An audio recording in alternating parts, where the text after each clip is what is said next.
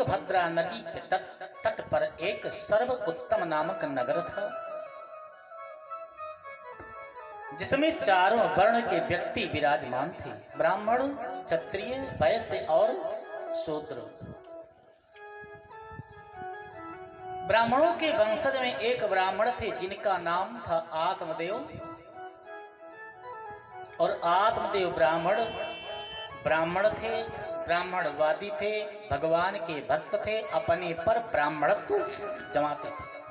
हम ब्राह्मण हैं। क्यों? दिल खोल करके तभी कहा जा सकता है कि हम ब्राह्मण हैं जब ब्राह्मण का कर्म करेंगे तब।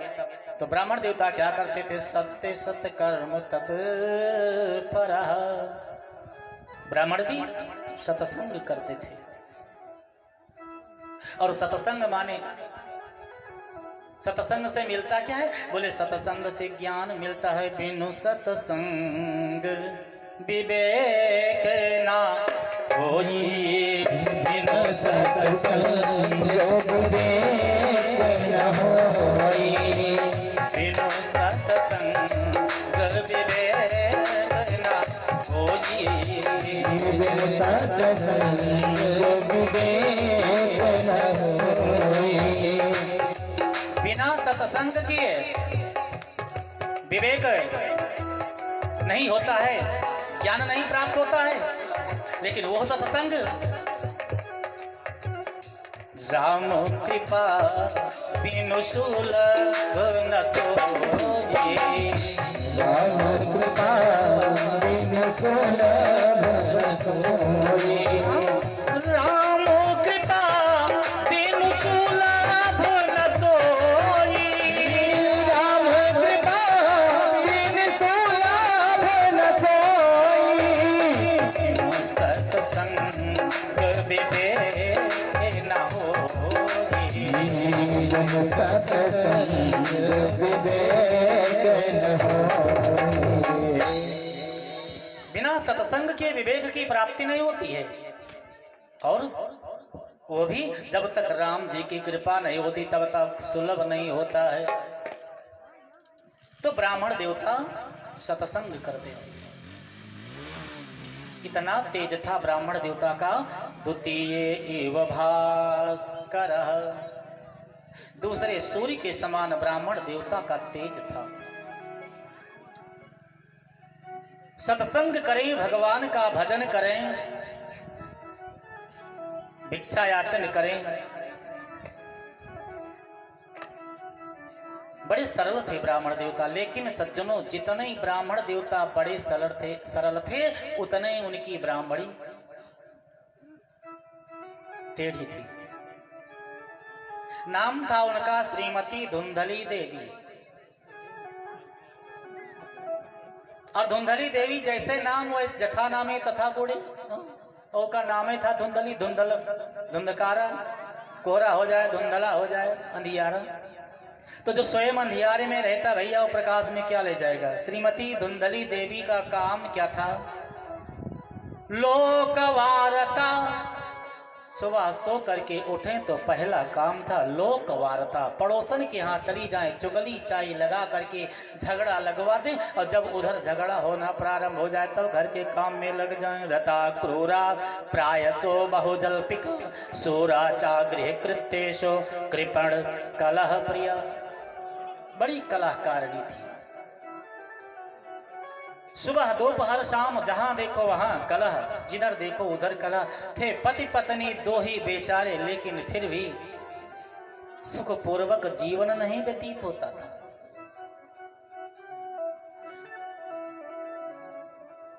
एक बात जान लीजिए, इस समय युग कौन सा चल रहा है? बोले कलयुग चल रहा है, और कलयुग में साढ़ू का भैया बहुत ही बड़ा राज है, ये जान लीजिएगा।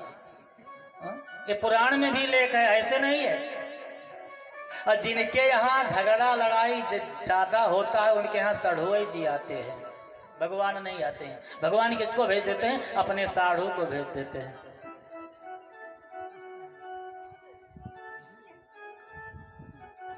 संतों ने कहा महाराज भगवान के साढ़ू? बोले हाँ। कहा कौन है? एक बार की बात है, विष्णु पुराण में लेख है, एक बार की बात है, भगवान विष्णु के 7वें फाटक पर जहां पर जय और विजय का पहरा था, वहां एक व्यक्ति पहुंच गया, दीनहीन, मलिन, कंगाल, फटा पुराना, मैला कुचैला वस्त्र पहने। जय ने विजय से पूछा, भैया यहाँ आज तक ऐसा व्यक्ति नहीं आया था, ये कौन आ गया? पूछने लगे।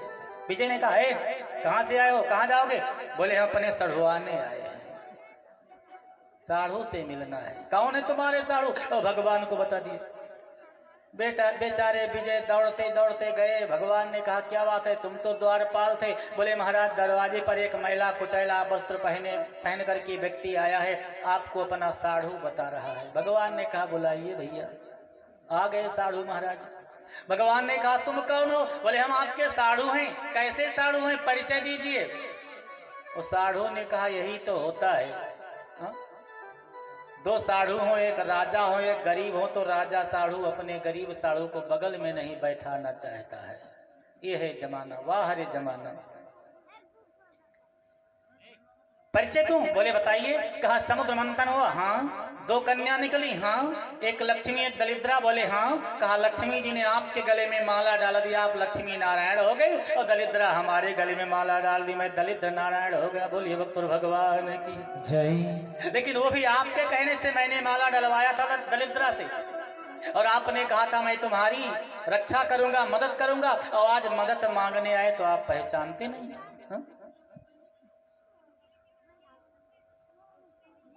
भगवान ने कहा, पहचान गए भैया, बोलो क्या चाहते हो?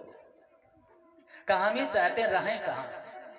भगवान ने कहा, थोड़ा समय और जैसे व्यतीत की हो, वो थोड़ा समय और व्यतीत कर लो। द्वापर के अंत में कलयुग आएगा, और कलयुग में तुमको घर घर रहने के लिए स्थान मिल जाएगा। बोले कैसे? कहा कलयुग में घर घर झगड़ा लड़ाई होगी, और जहां जहां झगड़ा लड़ाई होगी वहां वहां आप ही रहेंगे, मैं नहीं जाऊंगा। बोलिए भगवान की जय हो।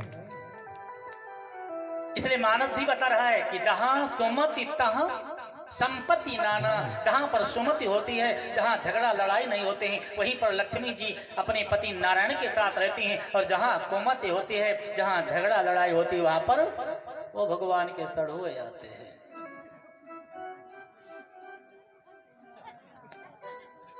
प्रायसो बहुदल्पिका, बड़ी कलहकारिणी थी धुंधली, लेकिन फिर भी ब्राह्मण देवता बेचारे अपना जीवन यापन करते करते कुछ दिन व्यतीत कर दिए। एक दिन की बात, सामने एक घटना घट गई ब्राह्मण देवता के। वो कौन सी घटना घटी? बेचारे ब्राह्मण देवता जा रहे थे, रास्ते में एक संत मिले। संत से कहा, गुरुदेव प्रणाम, आशीर्वाद। बोलो क्या बात है? कहा महाराज मेरे कोई संतान नहीं है, यही दुख है। तो ब्राह्मण देवता ने कहा, संत ने कहा ब्राह्मण देवता से कि जाइए अन्नदान, गौदान, सोना दान करिए, तुम्हारे संतान हो जाएगा। आधा धन ब्राह्मण देवता दान कर दिए, लेकिन न पुत्र पैदा हुआ न पुत्री पैदा हुई। महाराज एक दिन ब्राह्मण देवता जा रहे थे मार्ग से, और जो व्यक्ति इनको देखें अपना सर नीचे कर लें, तब ब्राह्मण देवता ने सोचा मेरा कोई मुख नहीं देखना चाहता है। एक बात विचार कीजिए, यदि हम ये समझ लें कि मेरा कोई मुख नहीं देखना चाहता, तो मैं समाज में चलना उठना बैठना बंद कर दूं। श्री वाल्मीकि रामायण की कथा है। भरत जी महाराज जब राम जी 14 वर्षों के लिए वन चले गए, तो भरत जी ने क्या किया? भरत जी अपना मुख किसी प्रजा को नहीं दिखाना चाहते थे। क्यों? बोले मेरे लिए मेरे बड़के भैया वनवास को चले गए हैं, तो मेरा मुख देखने के योग्य नहीं है। 14 वर्षों तक भरत जी महाराज 2 बजे रात्रि को स्नान करने सरजू जी में जाते थे, और 2 बजे स्नान करके वो वापस चले आते थे कि कोई हमको रास्ते में न आते मिले न जाते मिले।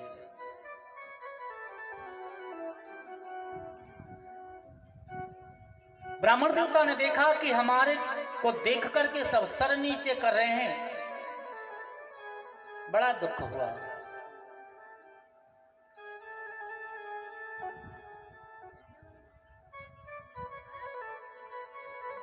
और ब्राह्मण देवता ने क्या किया? एकदा साधी जो दुखा, इतना दुखी हुए,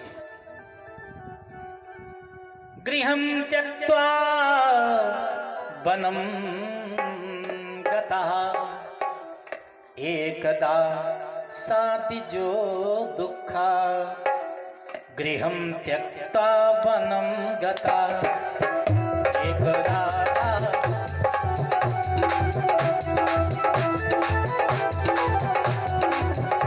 एकदा साधी जो दुखा, गृहं त्यक्त्वा वनं गतः।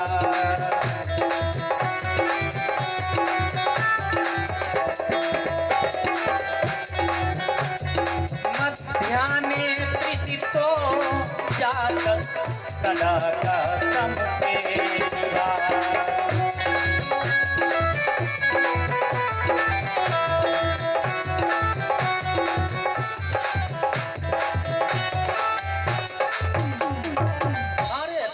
ब्राह्मण देवता घर को त्याग करके वन को चले गए प्राण निकालने के लिए, लेकिन प्राण सरल में नहीं निकलता है सज्जनों। यदि चाहें हम जल्दी मर जाएं तो मौत भी मांगने से नहीं मिलती है, वो भी समय पर आती है। ब्राह्मण देवता गए जंगल में मरने के लिए, तेज धूप लगी, प्यास लग गई और मरने वाली तो बात भूल गई, पानी तलाश करने लगे। एक तालाब मिला, उस तालाब में घुटने तक जल में जाकर के 2 अंजलि जल पान कर लिए और 2 अंजलि जल पीने के बाद में फिर विचार किया, ओहो हम तो यहाँ मरने आए थे। अच्छा तो एक काम करें, तब नहीं मरे तो अब मर जाऊंगा। उसी सरोवर के तट पर एक वृक्ष था, उस वृक्ष के जड़ के पास आकर के और रोने लगे। और जैसे रोने लगे, एक सन्यासी बाबा जा रहे थे, सन्यासी ने सोचा है तो मस्तक में तिलक लगाए, मालूम पड़ता ब्राह्मण देवता क्यों रोते हैं। पहुंच गए, हे ब्राह्मण देवता क्यों रोते हो, अपने दुख के कारण को बताइए। मत पूछिए महाराज, अब तो बताना पड़ेगा। ब्राह्मण देवता ने कहा, यदि पूछ रहे हो तो बताऊं, बताइए। हे महाराज,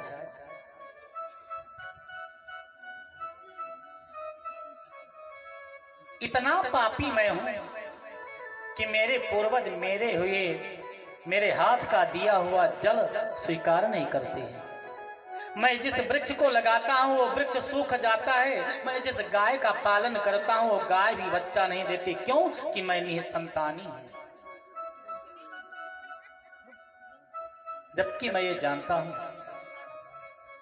धिग्जीवितं प्रजाहीनं धिग्गृहं च प्रजां विना, धिग्गृहं धिग्धनं चानपत्तस्य धिक्कुलं संततिं विना।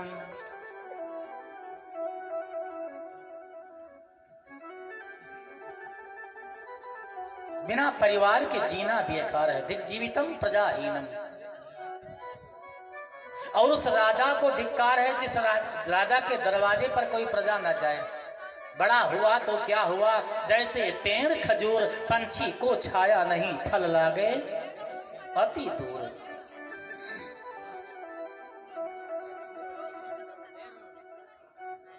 और उस धन को धिक्कार है जिस धन को सहेज करके रखने वाली घर में गृह लक्ष्मी न हो। इन नारियों का एक बड़ा सुंदर पद है, गृह माने घर और लक्ष्मी गृह लक्ष्मी। ये माताएं गृह लक्ष्मी कही जाती हैं।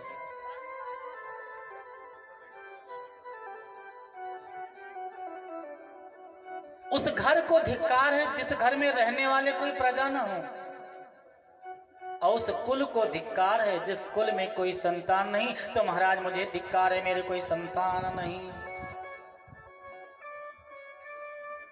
सन्यासी ने सोचा चलो इन ब्राह्मण देवता को ज्ञान दें। पढ़े लिखे ब्राह्मण दिखाई देते हैं तो हम इनको ज्ञान दें और अपने सन्यासी मार्ग पर लेकर के चले। कहा अरे महाराज छोड़ो ये झंझट, पूत बिटिया वाली बातें छोड़ दीजिए। पूत सपूत हुआ तो काम बन गया, कहीं पूत कपूत हुआ तब क्या करोगे? अब तक जितने महानुभाव थे उनके क्या पुत्रों ने उनका नाम चलाया? बोले नहीं, वो तो स्वयं अपना नाम चलाए हैं, तब पुत्र के लिए क्यों चिंता करते हो? पढ़े लिखे ब्राह्मण हो, सन्यासी हो जाओ, अरे राम राम जपिए, तुम्हारा कल्याण हो जाएगा। ब्राह्मण देवता ने कहा, हे महाराज, इस सन्यासी वाला ज्ञान अपने झोली में वापस ले लीजिए, हमें पुत्र दीजिए। ये भाई ये तो नहीं हो पाएगा, पुत्र नहीं दे पाऊंगा। मैं क्या ब्रह्मा हूं? मैं भी एक मानव हूं, सन्यासी, भगवान का भजन करता हूं, पुत्र कहां से दे दूं? मैं चला। वो पकड़ लिया ब्राह्मण देवता ने सन्यासी के पैर को। बाबा बोले क्या है? कहा नहीं जा पाओगे।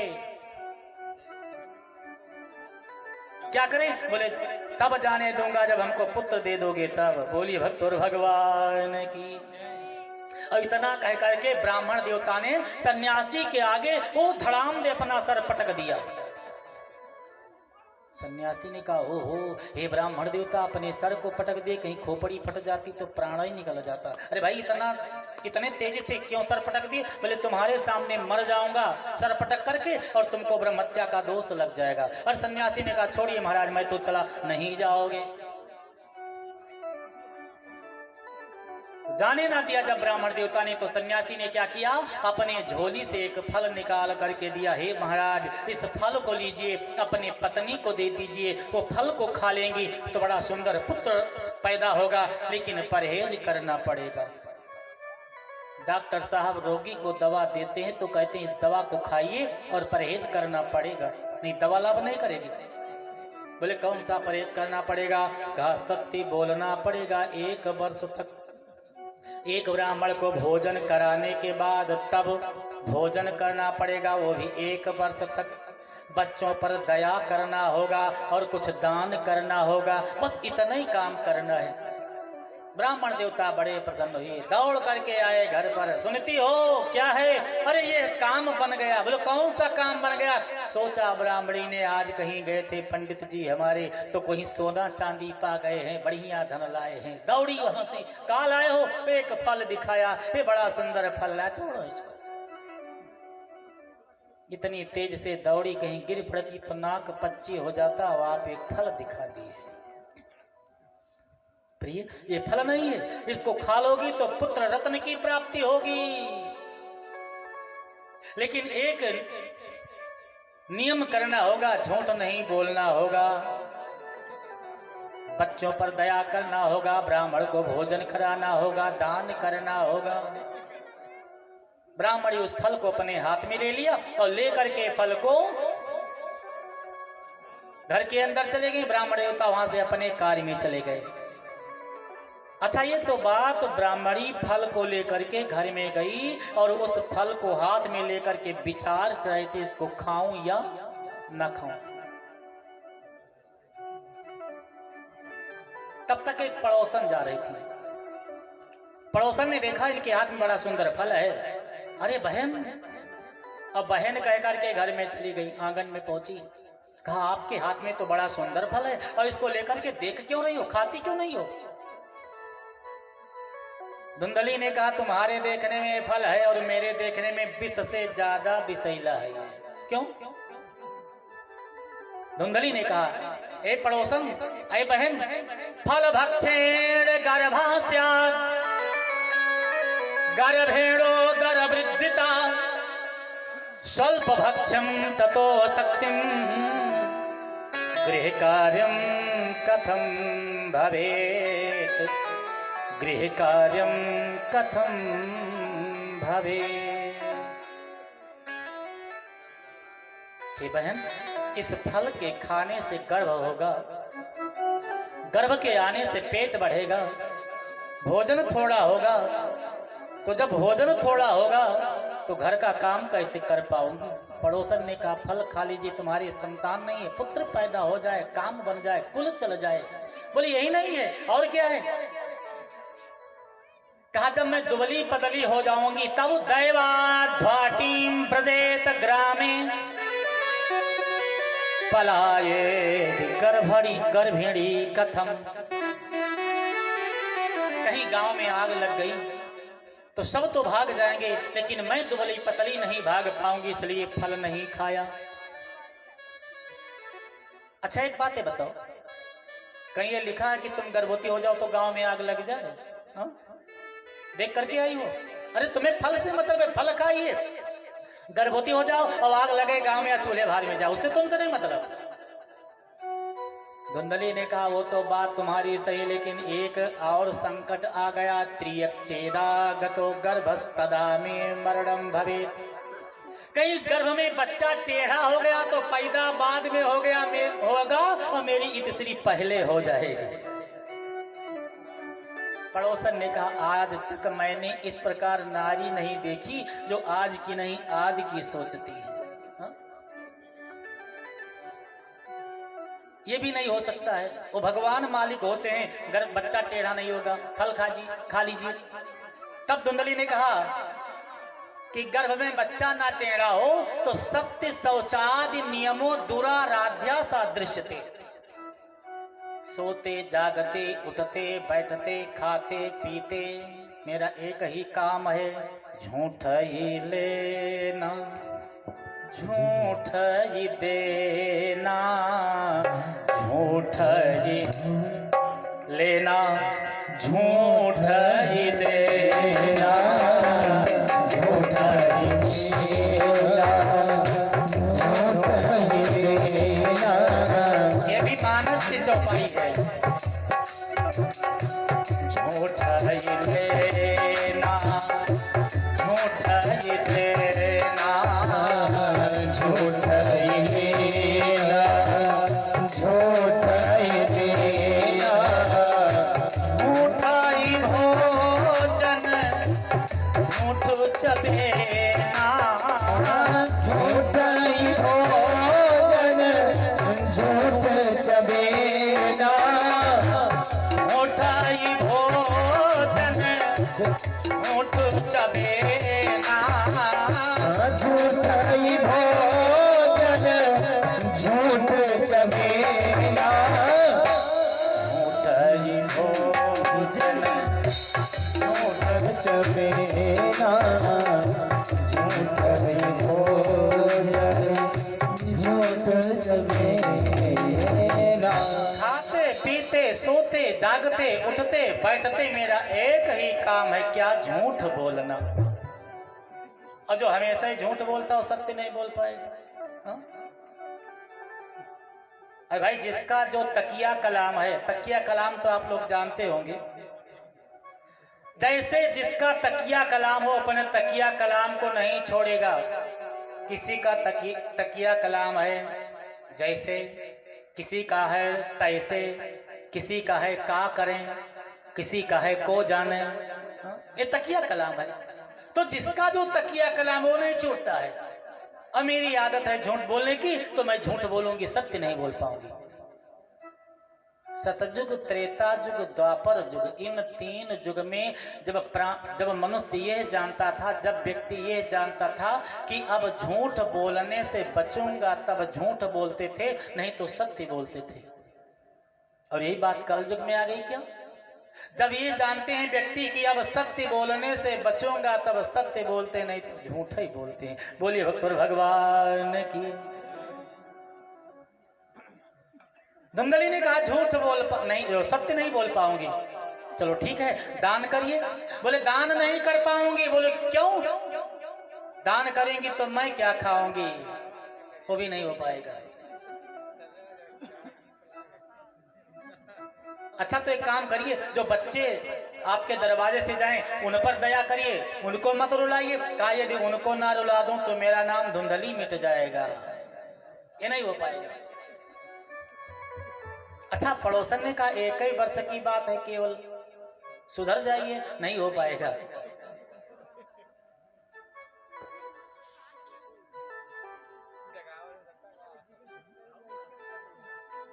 पड़ोसन ने कहा एक काम करो, फल खा लीजिए, उसके बाद में देखा जाएगा। कहा नहीं नहीं, मैं तो ये विचार करती हूँ कि फल खाऊंगी, गर्भ होगा, पेट में बच्चा का पालन होगा, लेकिन कहीं बच्चा पैदा हुआ तब एक संकट और खड़ा हो जाएगा। तब क्या संकट होगा? बोले ननंदा संगरे तदा। जैसे बच्चा पैदा होगा थाली बजेगी, ननद आ जाएंगी और ननद जब आ जाएंगी तुम मेरे पूरे धन को लूट ले करके चली जाएंगी, इसलिए मैंने सोचा ना खाऊं फल, ना पैदा हो पुत्र, और ना लूट जाए मेरा धन। पड़ोसन ने कहा एक काम करिए, आप फल खा लीजिए, पुत्र पैदा हो जाए, और तुम्हारी जो ननद आएंगी उनको मैं मना लूंगी। तब भी एक संकट है, वो संकट के ऊपर संकट। हाँ, अब क्या संकट है? लालनी पालने दुखम प्रसूतायाश्च वर्तते। पुत्र पैदा करने से ज्यादा संकट पुत्र पालन करने में होता है। इसलिए मेरे समझ में बात नहीं आती है, मैं फल कैसे खाऊं। मेरे विचार में दुइये नारी सुखी हैं, बंध्या वा विधवा नारी सुखिनी चेति में मति। जिनके बच्चा नहीं पैदा होता है वो, और या जिनके पति देवता नहीं वो, दुइये नारी सुखी, बाकी सब दुखी है। पड़ोसन उठ करके चली गई, फल खाओ या ना खाओ हमसे नहीं मतलब। अच्छा, फल को ले जा करके धुंधली ने रख दिया, लेकिन जब जिधर से आए उस फल को देखें, पति देवता पूछेंगे फल खाया? पीटी जाऊंगी। अब महाराज ये जितना भोजन करें और फल को देख करके चिंता करें, बस पानी हो जाए भोजन। खूब मोटी ताजी धुंधली घूमती थी, वो दुबली हो गई। एक दिन उनकी बहन आ गई और बहन ने पूछा, अरे बहन इतना दुबली पतली क्यों हो गई? बताया ये फल मेरे लिए दुख का कारण है। पूरी कथा बता दी। वो बड़ी चालाक थी, ये माताएं चालाक भी होती सब जनों, बहुत चालाक थी वो। उसने कहा एक तीर से दो शिकार कर दो। बोले क्या करें? कहा मेरे 6 पुत्र पैदा हो गया और 6 जीवित हैं, 7वां पेट में है। मेरे पति देवता को रुपया दे करके मना लीजिए, और 7वां बच्चा पैदा होगा तुमको ला करके दे दूंगी, तुम्हें मिल जाएगा, और बिना परिश्रम के पुत्र मिल जाएगा। और रह गई बात फल की, यदि फल के खाने से पुत्र पैदा होने वाला है तो गाय को खिला दीजिए, और गाय से पुत्र पैदा हो जाएगा, परीक्षा भी हो जाएगी। हाँ, ये बात बड़ी अच्छी है। फल खिला दिया गाय को। ब्राह्मण देवता ने पूछा फल खाया? बोले हाँ, इसीलिए तो दुबली पतली हो गई हूँ, फल के खाने से परहेज बहुत करना पड़ा, इसलिए दुबली पतली हो गई। वाह, तब तो तुम मेरी धर्म पत्नी हो। और धीरे धीरे समय व्यतीत हुआ, पुत्र पैदा हो गया धुंधली के बहन के। रातों रात पुत्र आ गया धुंधली के पास।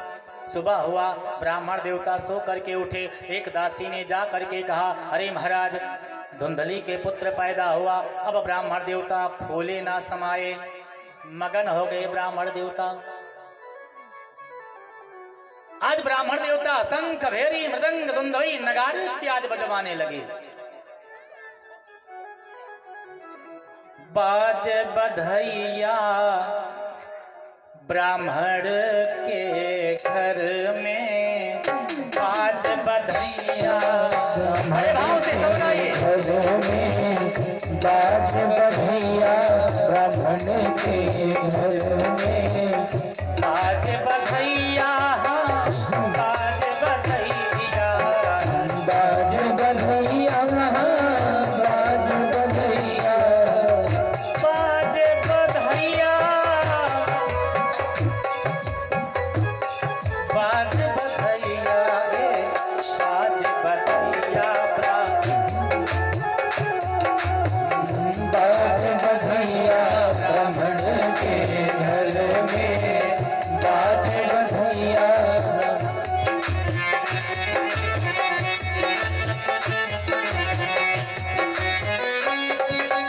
ए भैया, जब तक इधर बधाई बज रही थी तब तक ब्राह्मणी ने पति देवता के पास एक दासी भेजा, कहा बंद करवा दो नाच गाना। क्यों? ब्राह्मण देवता से ब्राह्मणी ने कहा, भरतुर अग्रे ब्रवीत वाक्यम अस्तन्ये नास्ति कुचे मम, अन्यस्तन्येन निर्दुग्धा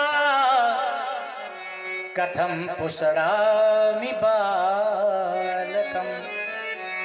ब्राह्मण देवता को बुलवाया, हे महाराज जिस बच्चे के उत्पत्ति में इतनी उत्साह करवा रहे हो, इतना मगन हो, वो बच्चा भी क्षण दो क्षण का मेहमान है, क्यों मर जाएगा। ओहो, अब तो ब्राह्मण देवता बड़े दुख हुई है, कैसे मर जाएगा, मेरे अस्तर में दूध नहीं हो, बिना दूध के बच्चा कैसे जीवित रहेगा। आज का जमाना होता ब्राह्मण देवता टेंशन मुक्त हो जाते, बाजार नजदीक जो था उसमें दौड़ जाते, एक प्लास्टिक बोतल ले आते, उसमें एक रबड़ का बबुआ लगा देते, दूध डाल करके बच्चा पिए।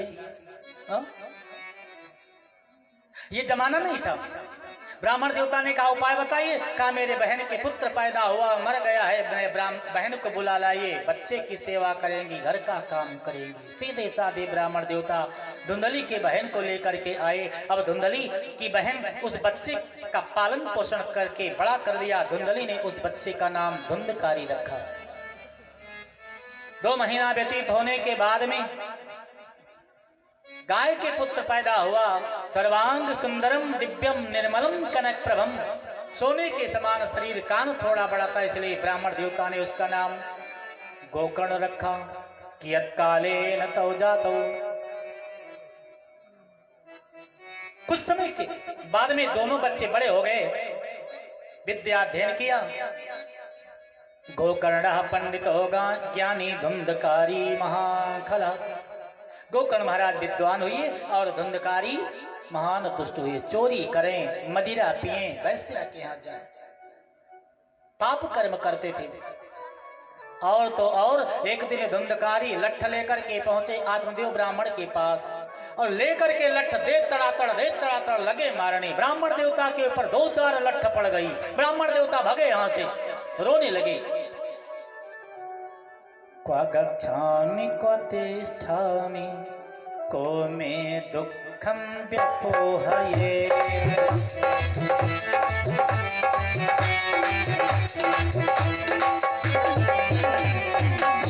गच्छामि क्वा तिष्ठामि को मे दुःखं व्यपोहये।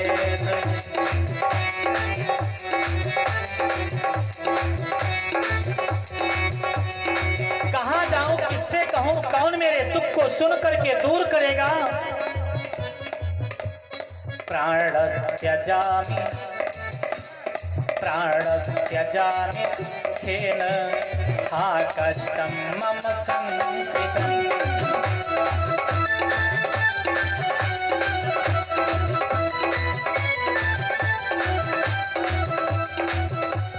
कहाँ जाऊं, किससे कहूं, कौन मेरे दुख को दूर करेगा। प्राण निकाल दूं या जीवित रह जाऊं। अब विचार में एक बात आया, कहा अपने पुत्र गोकर्ण के पास जाए, वो ज्ञानी है। ज्ञान चाहे कोई छोटा व्यक्ति हो चाहे बड़ा हो, ज्ञान में छोटा बड़ा नहीं देखा जाता है। ज्ञान बड़ा होता है, ना कि पद और कद बड़ा होता है।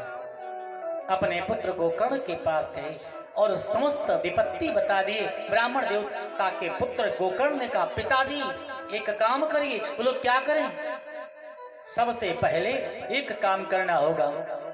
देहे अस्थि मांस रुधिरम त्यजतम जाया सुता दिशु सदा ममताम विमुंच।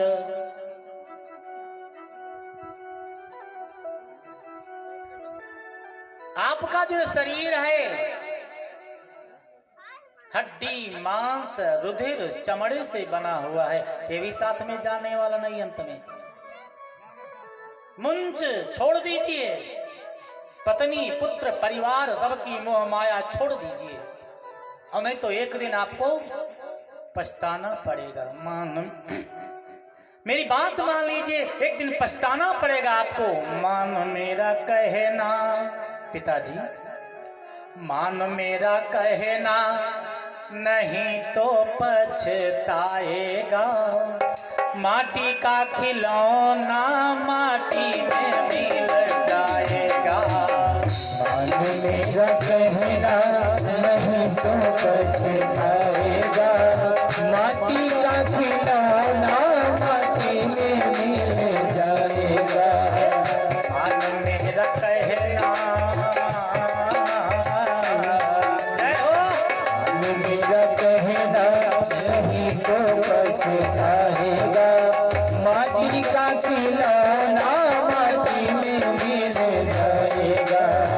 हे पिताजी, मेरी बात मान लीजिए, ये आपका शरीर मिट्टी का खिलौना है और एक दिन ये मिट्टी में मिल जाएगा। अभी सुधर जाइए, ज्ञान प्राप्त करके भगवान के शरण में जाइए तो काम बन जाएगा, नहीं तो सुंदर रूप देख कर फूला धन यौवन के मद में भोला। सुंदर रूप देख कर फूला धन यौवन के मद में भोला। धन यौवन के मद में भोला। कितना सुंदर स्वरूप है, कितना सुंदर वस्त्र पहने हैं, हाथी घोड़ा दास दासी नौकर चाकर मेरे हैं, सेंट पेंट सेंट परफ्यूम लगा लिए, अपने के आगे दूसरे को गिनते नहीं है। सुंदर रूप देख कर फूला धन यौवन के मद में भोला। धन यौवन के मद में भोला। धन यौवन के मद में भोला। इसलिए एक दिन काया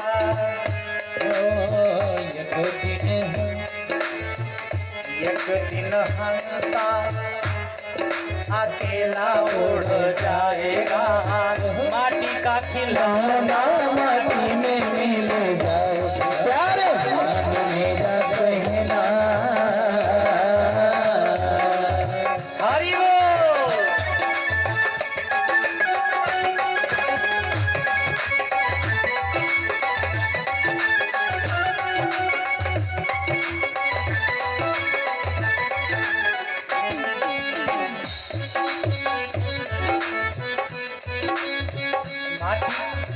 माटी का खिलौना माटी में मिल जाएगा। माटी का खिलौना माटी में मिल जाएगा। सुधर जाइए पिताजी, नहीं तो मिट्टी का शरीर है, मिट्टी में मिल जाएगा। बोलो क्या करें? हाँ? आप ही बताइए मैं क्या करूं? धर्मं भजस्व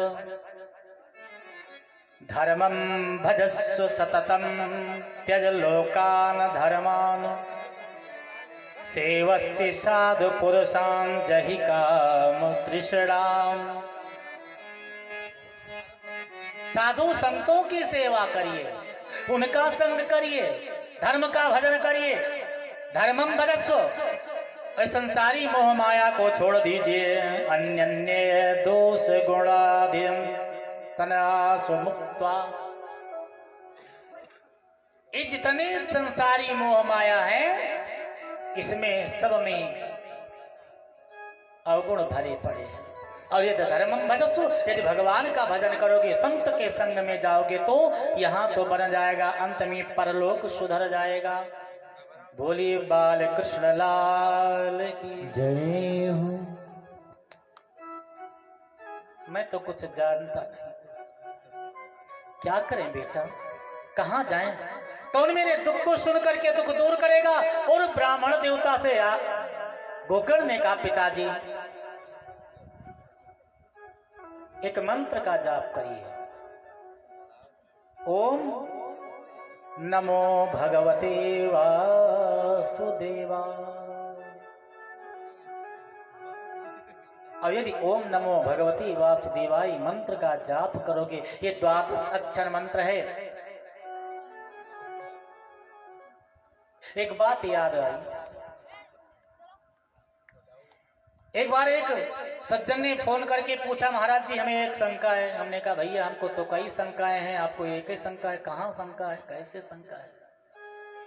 बोले महाराज शंका ये है कि रामचरित्र मानस का पाठ संपन्न होने के बाद हवन होती है, तब उसके बाद में 12 ब्राह्मण भोजन होता है।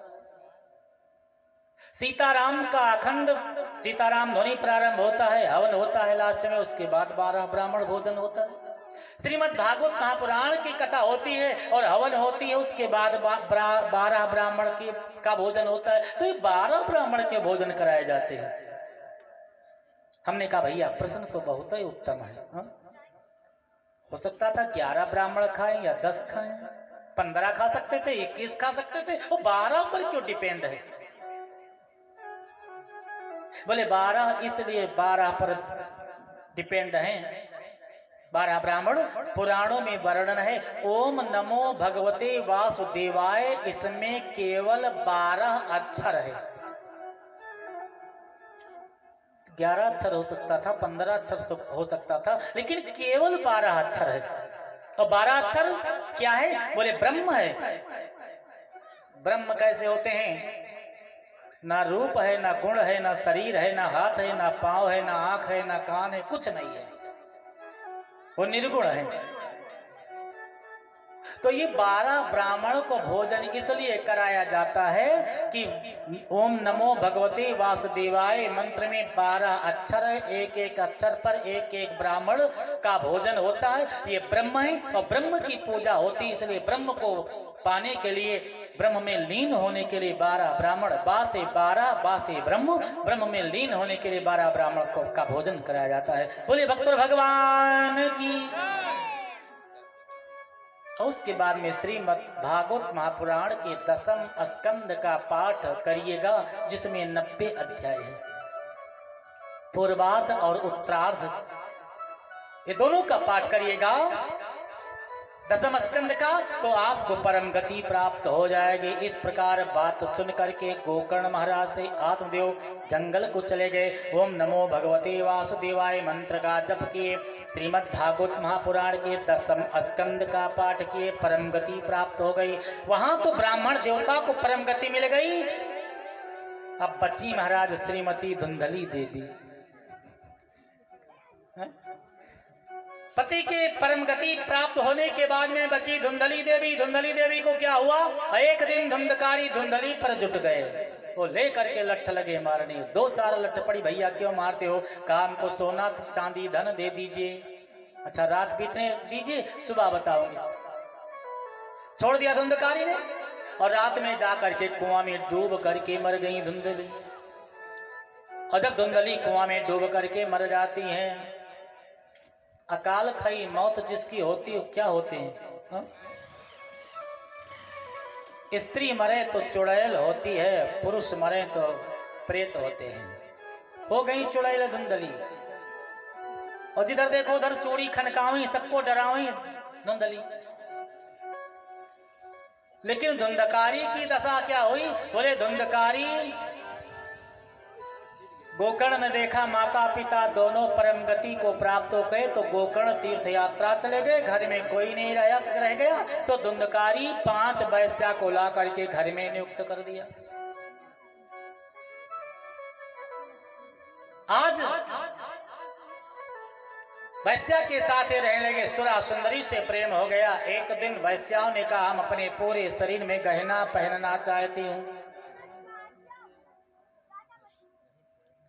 पूरे शरीर में गहना पहनना चाहती हूँ। तो धुंधकारी राजा के तिजोरी को उठा लाए, 5 वैश्याओं के लिए कड़ा छड़ा जेवर बनवा दिया। और धुंधकारी भोजन करके जब लेटे सो रहे थे, रात में एक वैश्या ने दूसरे वैश्या से कहा है ये चुरा करके लाए हैं, राजा की तिजोरी उठा लाए हैं, और राजा साहब को मालूम पड़ेगा तो हमको, इनको फांसी होगी, साथ में हमको फांसी होगी, तो क्यों ना हम इनको फांसी दे दें। सोते हुए धुंधकारी के गले में रस्सी बांध करके घर में लटका दिया।